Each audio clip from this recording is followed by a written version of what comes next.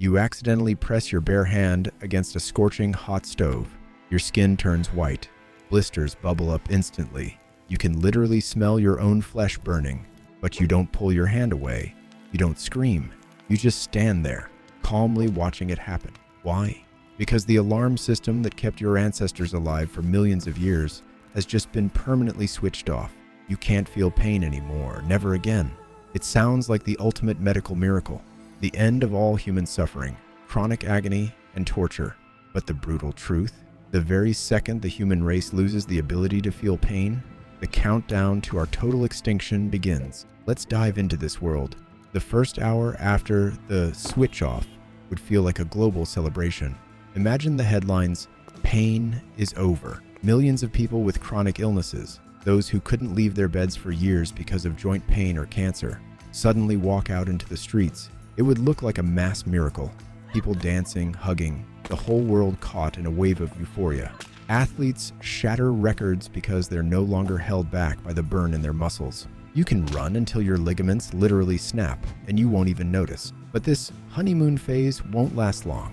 The first reality check would hit by the evening of day one, and it would happen in the most ordinary places, in backyards and on playgrounds. Kids are little explorers who learn about the world through their mistakes. A child falls off a swing, scrapes their knee down to the bone, gets up, and just keeps running. They don't cry. They don't call for mom, but their knee is shattered. They keep putting weight on a broken leg, turning a simple fracture into an irreversible injury. Parents realize with horror that they can't leave their children alone for a single second. A simple walk becomes a minefield. If a child can't feel pain, how will they ever learn not to stick their fingers in a power outlet or chew on glass? There's a much bigger problem here than just playgrounds. Our biology is a complex feedback loop. Pain isn't the enemy. It's a strict security guard. Without that guard, we become bio-robots with broken sensors. After a week, the world would be unrecognizable. Hospitals wouldn't be filled with the sick, but with the broken. Picture an ER waiting room. It's dead silent. No one is moaning. No one is screaming. People just sit there, staring at their mangled limbs or open fractures. Doctors are in a panic because they can't diagnose anything. Usually, a doctor asks, "Where does it hurt?" Now, that question is useless. To find out if a patient has appendicitis, the doctor has to wait until the organ literally bursts and triggers sepsis. Hidden internal injuries become silent death sentences. This changes everything about how we act.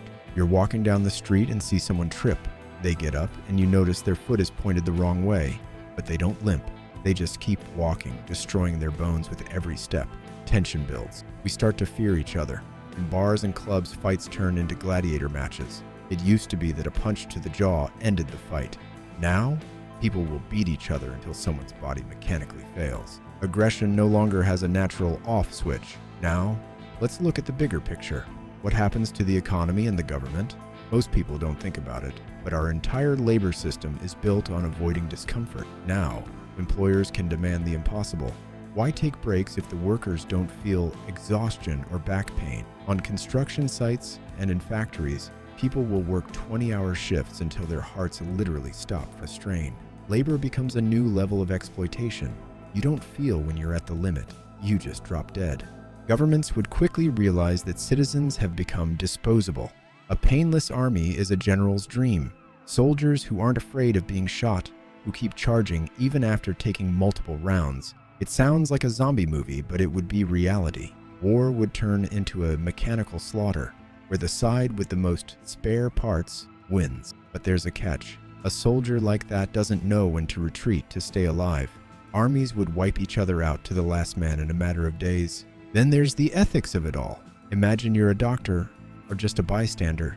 You see dozens of people with horrific injuries they haven't noticed. Who do you help first? We used to go by the screams. The loudest scream meant the worst pain. Now, there's only silence. You see someone with a bleeding arm and someone else who just looks a bit pale.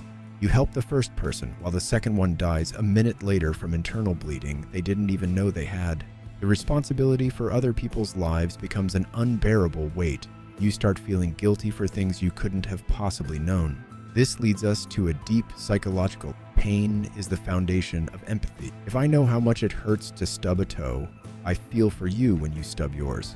Know if I've forgotten what pain is, can I still care about yours? Society would turn cold, fast. We'd become emotionally deaf. The sight of blood or an open wound would lose its shock value. We'd start seeing our bodies, and the bodies of others, as mere machines, like furniture. Relationships would become purely functional. Love, care, tenderness. These are all built on the desire to protect someone from suffering. But if there's no suffering, there's no need for protection. The psychological toll would be massive. People would go crazy from sensory hunger. Pain is a vivid sensation that confirms you're alive. Without it, the world becomes dull and flat. We'd see an epidemic of self-harm. People would cut themselves or break their own fingers just to try and get some kind of response from their nervous system, only to meet a void.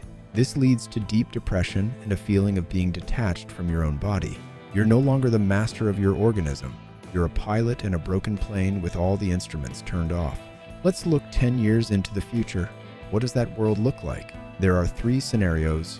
The nightmare scenario. We simply go extinct. Within 2 or 3 generations, humanity wipes itself out through accidents, untreated infections, and endless wars. We become a species that doesn't survive long enough to reproduce because we literally take ourselves apart as children, never sensing the danger. The realistic scenario. We become a high-tech surveillance civilization. To survive, everyone has to wear a biometric suit 24/7. Thousands of sensors on your body replace your nervous system. A computer in your ear says, "Warning, 3rd metatarsal fracture detected. Stop walking immediately." Or, "Liver temperature rising, possible inflammation." We become totally dependent on technology. Your body no longer belongs to you. It belongs to the tech giant that maintains your sensory software. The positive scenario?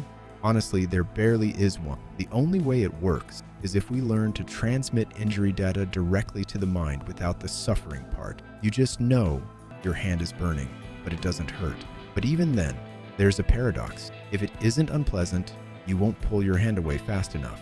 Nature made pain agonizing, specifically so we couldn't ignore it. In the end, we reach the great paradox of being human. We spend our whole lives running from pain. We invent painkillers, anesthesia, and comfort. We call pain a curse. No, the truth is, pain is the highest form of life caring for itself. It's the invisible thread that connects us to reality. It's what teaches us caution. It's what makes us value moments of peace and safety. Without pain, we stop being human.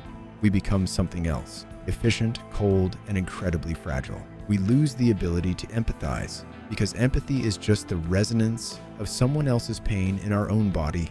So, if you were offered the chance to flip that switch today and turn off suffering forever, would you take it? Remember, when you lose the pain, you might lose the very thing that makes you alive. Maybe we should appreciate even the bad signals our bodies send us, because as long as it hurts, we're still here. We're still fighting. We're still feeling. Now, look at your hands. Feel the fabric of your clothes, your skin. Feel your heartbeat. Imagine that this fragile connection could disappear at any second. Are you ready to live in a world of total silence? Your body could fall apart and you wouldn't even... Let me know in the comments. What do you think is the scariest part of a world? And don't forget, sometimes the thing we think is our worst enemy is actually only true protector.